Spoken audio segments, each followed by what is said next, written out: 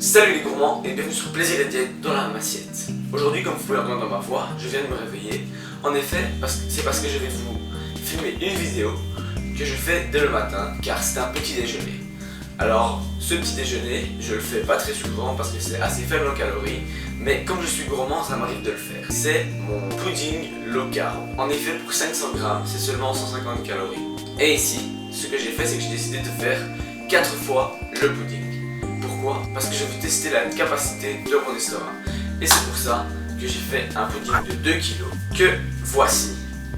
Regardez-moi ce pudding, il est énorme, je peux le mettre comme ça. Il tient tout seul, vous voyez. Et il fait 2 kg, regardez-moi ce saladier comparé à ma tête. Il est énorme. Donc je vais manger cela.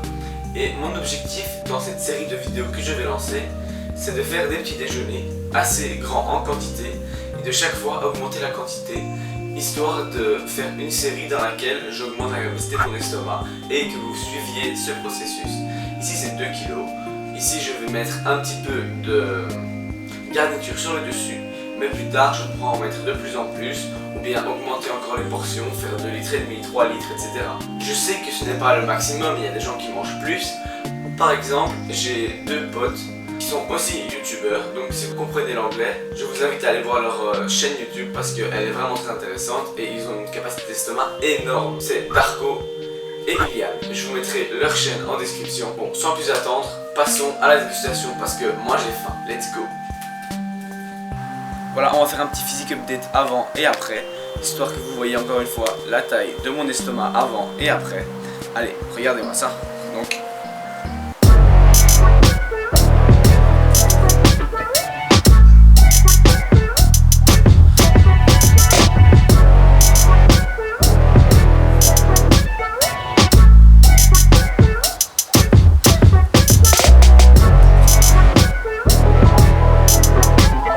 et voilà, allez c'est parti, let's go.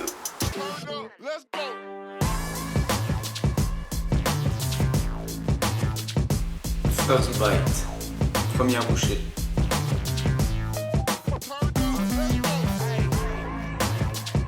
Alors aujourd'hui, j'ai envie d'introduire un sujet qui me tient à cœur et qui m'est arrivé il y a peu de temps. Parce que, comme vous le savez, ça fait 2-3 semaines que je suis sorti manger des buffets à volonté. Si vous me suivez sur Instagram, vous le verrez. Et que j'ai fait des cheat meals, etc. Depuis 2-3 semaines, alors que normalement j'en fais pas. Ou bien je sors à des occasions qui ne sont pas prévues. Mais là, depuis 2-3 semaines, chaque semaine, c'était récurrent vers le dimanche. Quand j'avais congé, j'allais manger un repas plaisir, on va appeler ça comme ça, ou cheat meal. Et ce que je me suis rendu compte, c'est que ce cheat meal rend addictif. Donc en plus de cela, j'ai étudié la formation Body and Bodybuilding et dans le cours que j'ai étudié il y a 2 semaines, on parlait de cheat meal. Et beaucoup de personnes vantent le cheat meal comme étant quelque chose de plus ou moins bon lorsque c'est fait avec précaution et que c'est fait pas trop souvent. Ce serait soi-disant une relance du métabolisme lors par exemple d'un régime, sauf que ce n'est pas du tout le cas. En réalité, ça ralentit une perte de poids, ça t'apporte certes de l'énergie, mais ça ralentit ta perte de poids car le déficit devient tout de suite moins grand. En plus, si c'est pas contrôlé, ça peut limite repartir en surplus. Bref, j'ai longtemps cru au cheat meal, j'ai regardé des vidéos, etc. Et souvent, les gens sont du même avis. Cheater une fois de temps en temps, c'est bien. Par exemple, beaucoup de grands de YouTube, par exemple Tim Winchell, qui faisait des cheat meals tous les samedis soirs, et plein d'autres qui font aussi ça, comme par exemple Body Time, qui faisait des cheat week-ends, si on peut appeler ça comme ça. Tout le week-end, ils ne comptaient pas leurs calories et ils mangeaient ce qu'ils voulaient. Ces deux choses en réalité ne sont pas bonnes parce que on y prend goût et du coup le corps s'y habitue. Parce que comme je vous ai déjà expliqué, le corps s'habitue à ce qu'on fait et tout devient une habitude. Donc lorsque chaque semaine on lui donne l'habitude de manger des cheat meals, chaque semaine il aura envie de son cheat meal le dimanche ou le samedi. Et en plus de cela, ça pose plusieurs problèmes parce que premièrement, toute la semaine vous allez y penser. Et penser au cheat meal, ça veut dire avoir hâte et donc pas penser à sa diète. Ça peut être une motivation, se dire qu'on mange sain pour pouvoir manger le cheat meal, mais bon, niveau santé c'est pas le meilleur et en plus ça fait aimer les aliments industriels et si on a l'habitude de manger un aliment, on va l'aimer et donc si on a l'habitude, on aura encore envie de le manger à chaque fois parce que c'est bon, pas parce que le corps en a besoin, parce que c'est bon. Pareil pour les aliments non transformés ou les aliments sains. Ceux-ci, si on les mange tout souvent, on va les trouver bons. Et si par exemple, quelqu'un qui mange une alimentation paléo, ça veut dire aucun aliment transformé, il ne va pas ressentir l'envie d'en manger. Tandis que si vous commencez à en manger, vous allez bien aimer. Et donc si vous aimez bien, votre cerveau, lui, qui aime ce qui est bon, va en vouloir. En plus de cela, le problème c'est que, sachant que ces aliments vous réconfortent, cela va devenir une nourriture de réconfort et dès qu'il y aura un souci, vous allez vous plonger sur la nourriture. Un exemple, vous êtes au régime, vous aurez directement envie de vous plonger sur, je sais pas, ce que vous aimez. Par exemple, si vous aimez bien les glaces Ben & Jerry's et si vous êtes au régime et que vous en pouvez plus, vous craquez, hop, une glace. Et voilà, le régime est détruit. Voilà, il reste la moitié comme ça. Vous voyez, il y a encore pas mal, il y a encore du boulot.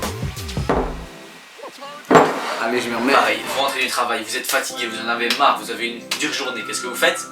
Oh, je me laisse tomber, allez, je mange un burger avec des frites parce que ça va me redonner le sourire. Sauf que ça, si vous ne mangez jamais de burger, de frites ou de glace, ça ne vous arriverait pas parce que le corps ne serait pas habitué à en manger et donc il n'en aurait pas envie. Et ensuite, le dernier problème, c'est lorsqu'on commence à en manger, comme je vous ai dit, ça crée une habitude et donc on en a envie. Et donc c'est ce qui m'est arrivé et c'est là que j'ai, après avoir lu la formation, fait un lien et compris pourquoi, lorsque l'on commence à faire des cheat meals, on ne peut plus s'arrêter. Par exemple, je vous donne mon cas. Première semaine, j'ai fait un cheat meal dans un buffet à volonté, c'était il y a un mois. Et ce cheat meal, après, je n'ai pas eu de séquelles, je n'ai pas eu envie de refaire de cheat meal ou des choses comme ça, parce que le corps n'a pas eu d'habitude. Sauf que ce qui s'est passé, c'est que 8 à 10 jours après, peut-être 2 semaines après, j'ai refait un cheat meal. Et donc, le corps s'est dit, oh, il y a une habitude, chaque 7 à 10 jours, il fait un cheat meal. Et donc, ce qui se passe, c'est que chaque 7 à 10 jours, le corps envoie une alerte qui te fait penser à un cheat meal. Ce qui n'est pas quelque chose de bon en soi. Parce que tu ne devrais pas aimer cela, parce que c'est pas si bon que ça pour sa santé. Je ne dis pas que vous deviez tout bannir, non. Mais ne rien prévoir, parce que si vous prévoyez votre cheat meal, ça risque de revenir trop souvent et finalement pour votre santé ce sera pas bien et en plus vous serez frustré parce que si vous en avez pas ou si vous, par exemple, vous voyez qu'on est que mercredi et que c'est samedi le cheat meal et que vous n'arrivez plus à tenir, dans votre cerveau ça va être c'est quand qu'on est samedi, j'en peux plus, je dois tenir. Ça c'est pas bon. Donc ce qu'il faut, c'est ne pas prévoir de cheat meal. Si maintenant un ami vous appelle, oh mec viens on va au restaurant aujourd'hui, ou oh venez on va manger une pizza par exemple, je ne sais pas, plein d'exemples, et bien là vous pouvez dire oui, mais il ne faut pas que ça devienne une habitude qui devient toutes les semaines cheat meal, non. Ça peut être par exemple, oh oui je fais un cheat meal aujourd'hui parce qu'on m'a appelé et puis le prochain dans un mois ou peut-être le prochain 3 jours après et puis vous en prenez plus pendant un mois, il ne faut pas que ça devienne une habitude, c'est tout. Et si jamais vous êtes en train de faire des cheat meals toutes les semaines pour le moment, qu'est-ce que vous devez faire pour vous en débarrasser? Très simple, vous n'en prenez pas.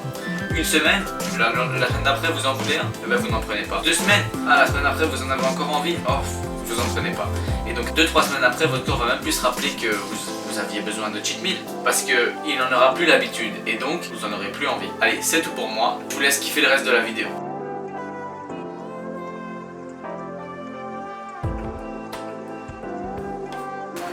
Voilà, j'ai vraiment froid maintenant parce que avec toute cette nourriture qui était vraiment froide, mon corps a froid partout parce que c'était quand même 2 kg 2 et c'était franchement pas trop dur parce que vous connaissez la capacité de mon estomac, franchement il y a moyen que je fasse plus. Vous voyez ici, j'arrive encore plus ou moins à serrer les abdos.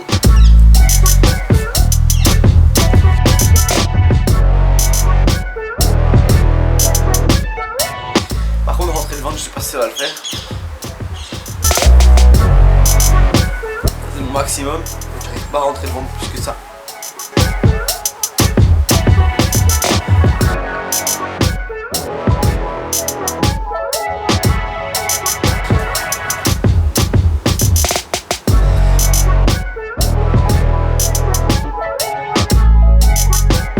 Allez voilà, on se retrouve à l'intérieur. Voilà, j'espère que cette vidéo vous aura plu. Je pense que franchement je peux faire plus. Là j'ai fait 2 kg de pudding et j'ai rajouté dedans 200 g de framboises, etc. avant que ça fige, afin que ce soit vraiment agréable quand je le mange parce que je tombe sur des framboises.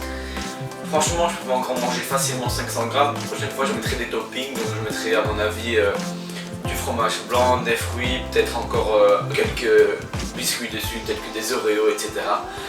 Donc ça on verra au prochain épisode, donc stay tuned. Donc maintenant ce que je vais faire c'est peut-être encore manger quelque chose parce que j'ai encore un peu faim. C'était seulement 500 calories et avec ma diète de prise de masse à 3000 calories, j'ai encore intérêt à manger quelque chose parce que je mange maximum 3 à maximum 4 repas par jour. En tout cas, si ça vous a plu, n'hésitez pas à me le dire en commentaire. J'en referai encore. Et je songe aussi à faire des full day of eating ou une journée dans mon assiette. Dites-moi si ça vous branche. J'espère que cette vidéo vous aura plu. Si c'est le cas, vous pouvez cliquer sur j'aime et même vous abonner. À la prochaine pour une autre recette et une autre vidéo.